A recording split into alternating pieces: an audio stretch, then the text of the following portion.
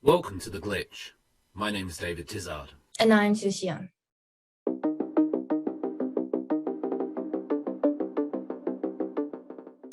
Our Blue, set on the southern island of Jeju, shows the lives, trials, and tribulations of a variety of people, including high school students, fish merchants, divers, and grandparents. Lee Byung-hun, playing the role of Lee Dong-seok, as well as Shin Min-na and Eum Jung-hwa, brings star power to the drama. The generated attention has begun conversation regarding various storylines, and most recently and most controversially around the storyline featuring 2 high school students and an unexpected pregnancy. The television screen raises a lot of interesting questions. Does it make use of a difficult and traumatic experience for the sake of entertainment and crass commercialization? Does it romanticize the situation and provide negative influences for the country's youth? Is it important to provide representation for people in society so that they can see themselves reflected in the country's cultural outputs? Does it show us that Korea is changing? Korea is becoming more progressive. Korea is allowing these storylines to become part of the national narrative? Or does the surrounding controversy show us that South Korea is still rather conservative and that many people might not be ready for these storylines just yet? Let's hear some of those ideas.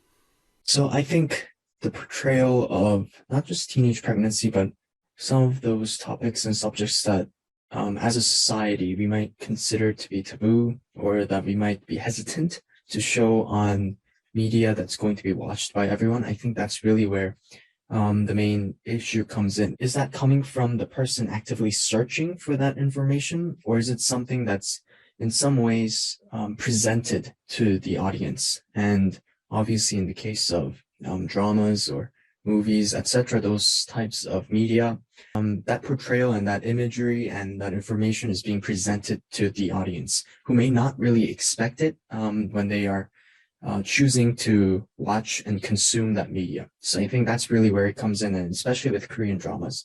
Now, this show has been getting a lot of hate online, a lot of backlash, because many people think that this show is promoting teenage pregnancy. I think that the fact that this kind of content is getting broadcasted not only on streaming platforms online, where the public is limited in terms of age, not in terms of quantity, I would say. So the fact that this is being showed on national television in South Korea is a very big deal to me, and actually proves that South Korea is making small but consistent effort in becoming a more accepting and open country when it comes to more sensitive, what would be considered sensitive issues. Oh, here comes another glitch. To what extent do we want to portray reality as it is? And I think the reason I say that is obviously in this case, stuff like teenage pregnancies are reality. They actually happen in real life. They happen in Korea. They happen with Korean students. And I think it's really just a question of, do we want young people that honestly we have no control over? The government or the people who are producing this media, they don't have control over who ends up watching these Korean dramas or these different types of media. So this uncontrollable form of expression that we don't know who's going to actually end up consuming, to what extent are we going to allow it to contain subjects and topics that are controversial? Not only that, but I also think that the fact that this is getting on national television is very important for the groups that are being represented. So for all the single mothers and all the teenagers, the teen parents that currently live in South Korea and feel like they finally have representation that is not relegated to the online world, but is actually available for everyone to see. With a growing focus on identity and individuality in many parts of the world, a lot of previously established standards are becoming much more flexible. Things are moving. We are changing ideas about what it means to be a man, a woman, an adult, or a partner.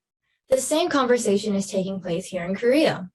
In particular, with the drama, the recent discussion has been around the question of what it is to be a mother, and also if there ever really is a right time to be pregnant. So that's the position Korea currently has on pregnancy. But how do individuals feel about such issues? 임신한 사람은 크게 두 가지의 의미를 갖게 되는 것 같습니다. 첫째, 어머니로서의 이미지입니다. 이는 전통적인 관점으로 모성 신화와 결합합니다. 그리고 둘째, 자유로운 주체로서의 이미지입니다. 시스젠더 여성은 재생산 주체로서의 역할을 기대받는 신체를 가집니다. 이것이 성에 대한 개방성이 커지는 상황과 연결되면 성행위를 선택하는 것에 대한 책임을 지는 재생산 주체로서의 역할을 기대받는 신체로 확장됩니다. It's interesting to see how a story of people choosing life can generate such extensive conversations. Another heated discussion revolves around the sex education in Korea. 어쨌든 한국에서 초중고를 다닌 입장에서 지금 이 질문에 대해서도 확답을 내릴 수 없을 만큼 인상적이었다든지 아직까지도 기억에 남는다든지 그런 게 거의 없었다고 생각을 합니다. 보통은 성교육을 하면은 뭐 인식의 변화라든지 아니면 뭐 이럴 땐 이렇게 하면 되겠구나 아니면 뭐 저럴 땐 이런 식으로 얘기를 해보면 좋지 않을까 이런 생각이 들어야 되는데 지금까지의 성교육들을 생각을 해보면 그렇게 와닿았던 거는 없었던 것 같습니다. 전통적 가부장제하에서 여성은 성행위를 선택하는 주체가 아니었고 따라서 원래 그러한 책임은 남성에게 있었습니다. 그러나 성적 행위에 있어 여성의 주체성이 대두되면서 선택에 대한 책임이 강조되기 시작했고 여성이 겪는 임신과 출산, 육아에 따른 고통은 그러한 선택에 대한 일종의 카르마 또는 벌로 여겨집니다. 사회적으로 생각하는 정상적 생애 주기는 비장애인 남성의 몸을 기준으로 설계되어 있고 따라서 임신 출산은 정상적 생애 주기에서 일반적으로 일어날 수 있는 일이 아닌 것이죠. 이것이 임신한 사람에 대한 특정한 이미지 혹은 시선이 만들어지는 것에 기여한다고 생각합니다. Ministry of Gender Equality and Family conducted a research surveying a total of 16,500 students ranging from grade 4 to grade 12 in February 2019 on why sex education isn't helpful, in which 34.1% said that education doesn't vary throughout the years. Sex education in Korea hasn't been updated since November 2015. Almost 7 years has passed since then, and a lot of things have happened in Korean society. It is worth asking whether or not the content really is relevant to the environment today. Oh, here comes another glitch. That bar that we used to have of what is allowed and what's not allowed has definitely gone down significantly, even here in Korea. And I think a part of that has to do, obviously, with Western influences. You know, it's not just Korean people producing media for Koreans. It's also a lot of Western media that's coming into Korea. Western, and I say Western, but really it's just international or foreign media that's coming in, whether that's in the form of movies, dramas, songs even. While thinking about this, another episode came to mind, which is the one involving Sayuri, a Japanese national who has been working in Korea for a very long time. And I think a couple of years ago, she decided to become a single mother. And she started starring in a very well-known program called The Return of Superman. And back then she got a lot of backlash, and so did the entertainment company, like the producing company, because again, many people thought that showing this kind of family was promoting that lifestyle. Actually, the show didn't remove her from, like the producing company didn't remove her from the show, and she is still starring in that show to this day. Statistics Korea reported in 2020 that in South Korea there were 918 teenage mothers. But let's put that in some kind of perspective. In England and Wales in 2018, relatively similar populations, there were 840,000. There's a huge difference.